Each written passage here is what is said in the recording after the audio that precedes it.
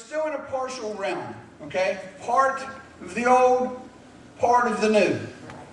Sadly, we're still in the partial realm ourselves. Yes, sir. Because we haven't understood, get this word, we haven't understood covenantally exactly what all this stuff means. See, there's a difference between the old and the new.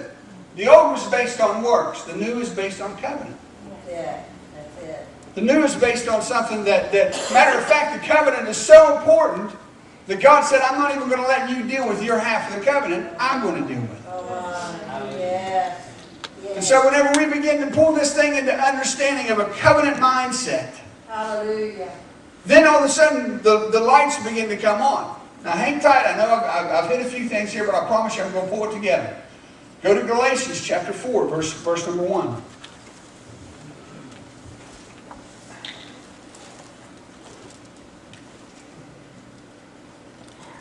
It says, now I say, as long as the heir is a child, he does not differ at all from a slave, although he is the owner of everything. But he is under guardians and managers until the date set by the Father. So also we, while we were children, were held in bondage under the elemental things of the world. But when the fullness of time came, God sent forth His Son. When was the fullness of time? That answers it right there. Look at that verse of Scripture. When He sent forth His Son. Isn't it amazing how Scripture answers itself? God sent forth His Son, born of a woman, born under the law. Next verse. So that He might redeem those who were under the law, that we might receive adoption as sons. Next verse. Because you are sons, God has sent forth the Spirit of His Son into our hearts, crying, Abba, Father. Next verse. Therefore you are no longer a slave, but a son. And if a son, then an heir through God. Okay? Now, bounce back to 1 Corinthians chapter 13, verse 11. Watch this. When I was a child, I used to speak like a child, think like a child, reason like a child. When I became a man, I did away with childish things. Now, what did Paul say in Galatians chapter 4? Verse number 1. Put that one back up there, Jay. Now I say, as long as the heir is a child, he does not differ at all from a slave, although he is the owner of everything. Basically, what I'm trying to tell us is, myself included, is that we've been walking around as children. Yes, sir. Amen. Amen. And as long as we continue to walk around as children, we'll never realize that we're owner of everything. See, if you don't realize you're an heir, then you'll always just act like a slave. Yes, sir. Yes, sir. Now go back to 1 Corinthians 13, verse 11. Watch. This is how I know. Because when I was a child, I used to speak like a child. I used to think like a child. How does a child think? Like a slave. Not like a son. Or a daughter. See, I've got to change my whole mindset of who I am. See, they're still trying to find out who they are. And see, whenever, and I don't want to get ahead of myself here, but watch. So we're going to reason like a child. When I became a man, I did away with those childish things. In other words, I don't think like I used to think. Right. I don't reason like I used to reason. In other words, I took a few steps back and get the bigger scope of what God wants. Hallelujah. Yes. Thank you, Lord. See, we still think this thing has anything to do with age. It has absolutely nothing to do with age. You could die at 95 years old and still be a child in God. Absolutely. You could be 13 years old and be a giant in maturity in God. Because it's just about what you grab a hold of. And if you step back from this thing and realize the vastness that God is, and begin to take in more than just what you think you know, you'll grow up. Because I promise you, I remember, man, when I was, in middle school, and especially middle school, because I think middle school years, kids they freak out and they like grow stuff off their bodies and do weird stuff. But anyways. So I remember in middle school, my friends and I, we'd get talking on religion. Of course, I had friends that didn't go to church, still don't go to church. You know, I mean, you understand what I'm saying? These were my buddies that I hung out with. And we'd get on religious discussions, man, and I'm telling you, it would almost get to a fist fight.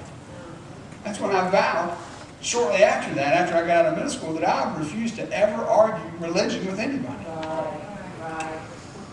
Because it's just never going to get anywhere. Right.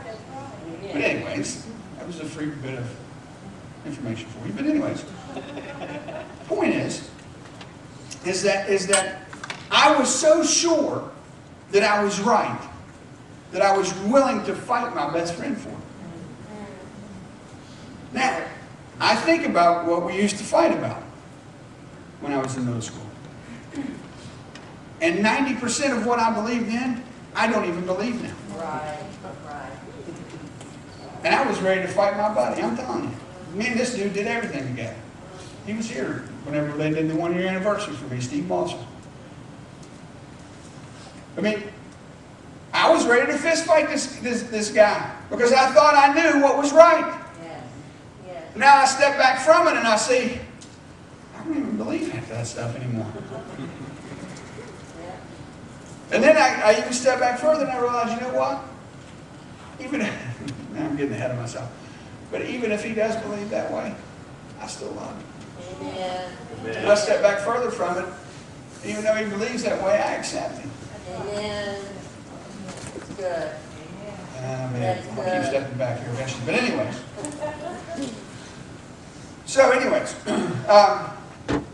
So we've got to come to an understanding of this. What we have to come to an understanding of is something must be challenged or we will always be fragmented and in pieces. Oh my.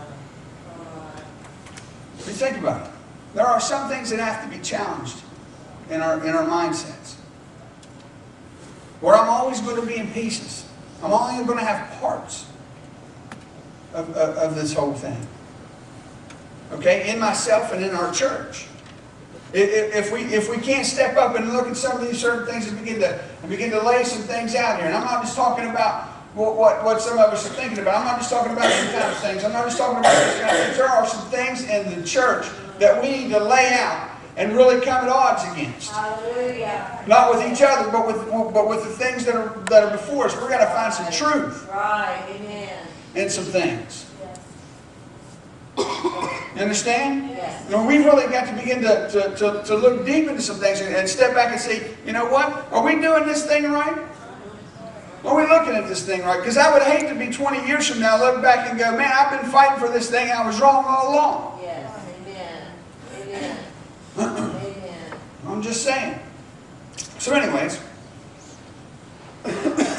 so I believe God is bringing us from a place of infancy to a place of maturity. Now understand that once you hit the place of maturity,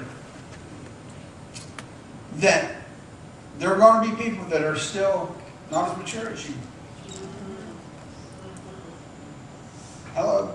Yes, sir. Matter of fact, there's different levels of maturity sitting in this congregation right now. Amen. I don't mean that bad. I mean, it just is what it is. Right. And some of us are thinking, I wonder what he thinks I am. I'm not telling anybody anything. It really doesn't matter. See, because God is bringing us from a place of Yes. The problem is, here's what the problem could be, is if I, in my superior ability to understand and walk in maturity of Christ, look at you and say, how could you be so immature after all these years and blah, blah, blah, and whatever. You understand? Amen. We've got to be able to love and accept somebody right where they're at. Yes. Hallelujah. And help bring them into another level of maturity. Because without, do you understand? It's literally what it's done is it's stunted our growth as a church. Oh, yes. Oh, yes. Now, if this side of the church was mature and functioned as God, would desire for them to function, and this one, you guys did a pretty good job, somewhat mature, and then these guys here, not so much. Not so much. And these guys here, you just hope they didn't drink themselves to death.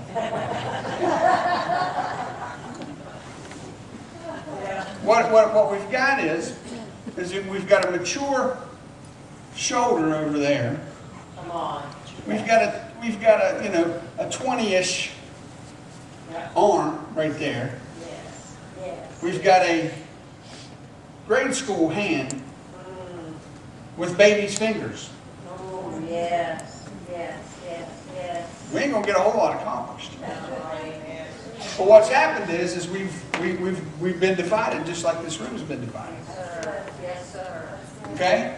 So we have our mature people hanging out with our mature people. Come on. Because we know and we all understand each other here. We all love each other. This is a Come on. love Come fest. on. Yes. Preach.